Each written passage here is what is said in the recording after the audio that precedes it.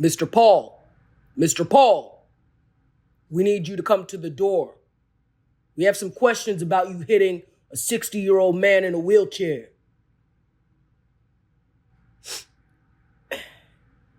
Hey, What are you doing? You're the next fighter on my list. Stop! You're the next fighter on my list. This counts as a professional fight. I am the best boxer in the hallway, just like Cat told me. Some of us like to see a good fight, in or out of court. Now let's talk about the fight of the year, or as Illinois would call it, a meticulously regulated exhibition of athletic mediocrity. Tyson lost on points. Jake Paul survived. And the state of Illinois would walk away with a stack of licensing fees, commissions, taxes, parking bills, and a whole host of other sources of revenues.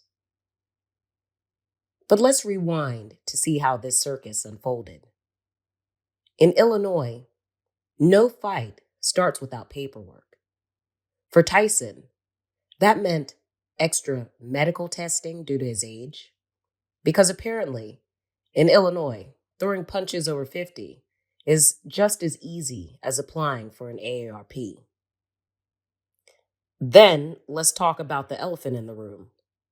Whether the actual Mike Tyson-Jake Paul fight was a professional or an exhibition match.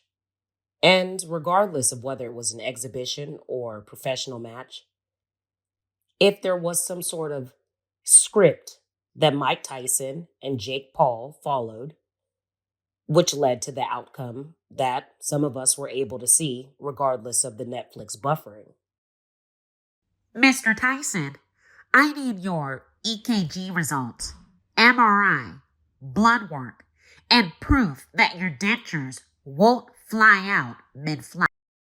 Dentures? Lady, these teeth are real. The only thing flying out of this fight is Jake Paul.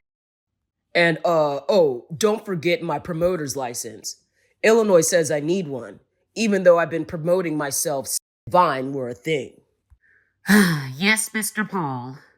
Every promoter must pay a $500 fee and submit their financial records.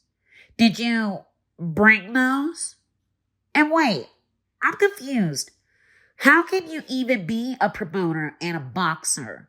Isn't there like a law against it or a conflict of interest? Hey, you're not a lawyer. Anyway, here's my crypto portfolio. It's hot and volatile, like my fists and beep. Flatline. Oh my God, Mr. Paul, are you okay? Your heart's not beating. Oh yeah, wait, hold on. Let me see that. Let me eat.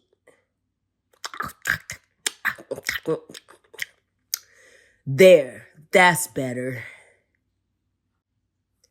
Realistically, in Illinois, Mike Tyson and Jake Paul probably wouldn't have a fight. One, Jake Paul is a promoter and also a boxer.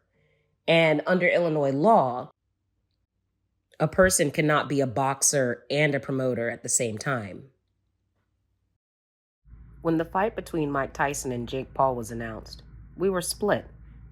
Some said it was a cash grab. Others said it would be a legitimate match. But was the fight predictable? The fight was announced and expectations were high.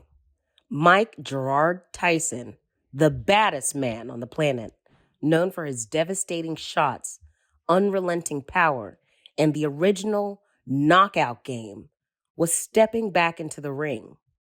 And Jake, the pop star turned exhibition boxer, has had some high-profile exhibition bouts with social media influencers and retired athletes or boxers. Fans envisioned a flashback to Tyson's glory days, a brutal display of might and dominance.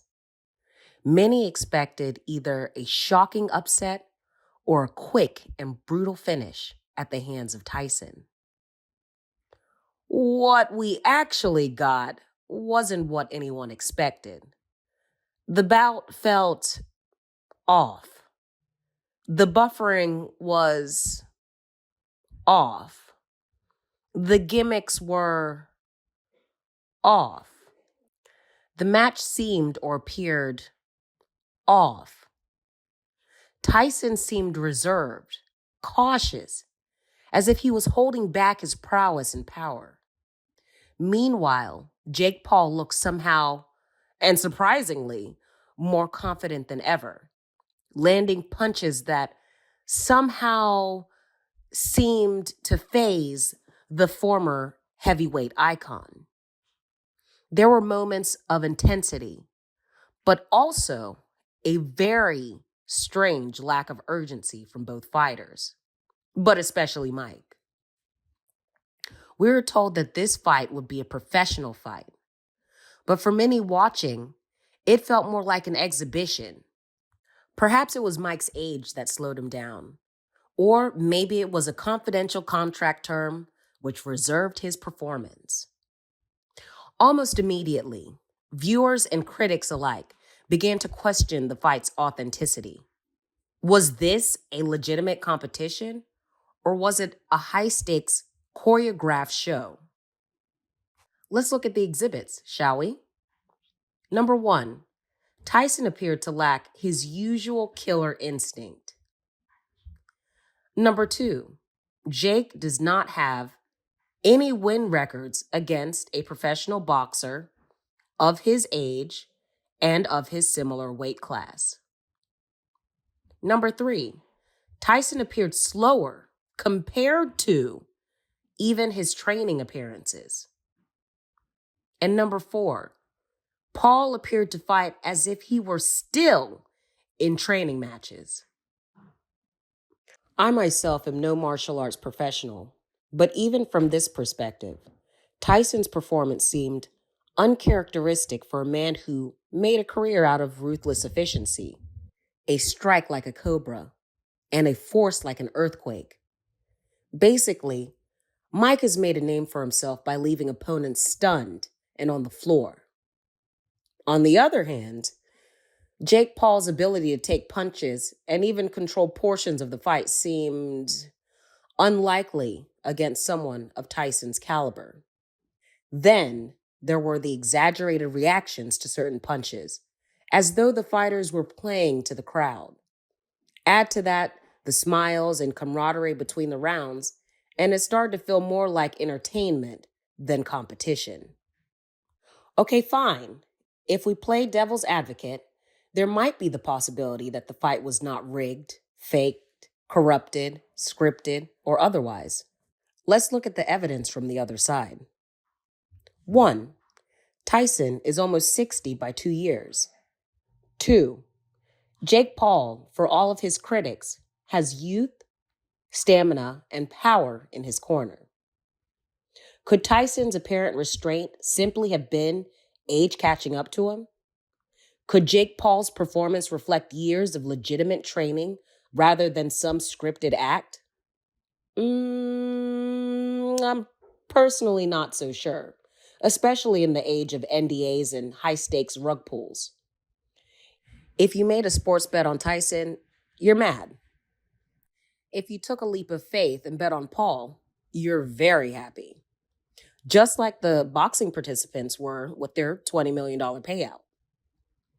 If the fight was scripted, what are the legal implications?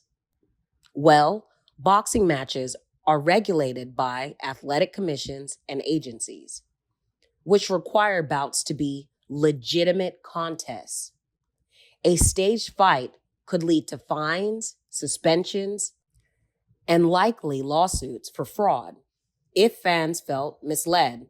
However, if marketed as an exhibition or entertainment event, which, by the way, it was not marketed that way, the rules often differ. Promoters and fighters typically just need to show up and fight for fun as opposed to sport. I felt misled, if nothing more but for the hype. The servers must have been so overloaded and overwhelmed because it was almost impossible to stream properly. The entire situation seemed like all bread and no circus in the aftermath of Pandora's pixelated box. But ultimately, unless a boxing official blows the whistle and calls this fight as staged, it will be incredibly difficult to prove that Mike threw in the towel. Mr. Paul, we were told that this would be your next lineup for your upcoming professional fighting career. How do you respond? Whether you saw the fight as a farce or a fair fight, one thing is clear. Mike Tyson and Jake Paul managed to bring two very different audiences together. Those that wanted to see Jake Paul get beat up, and those that wanted to see Mike Tyson's final fight and final glory. The fight blurred the lines between sport and spectacle. So what do you think? Was it real? Was it scripted? Or somewhere in between? Let us know your thoughts down in the comments. And don't forget to like and subscribe for more deep dives.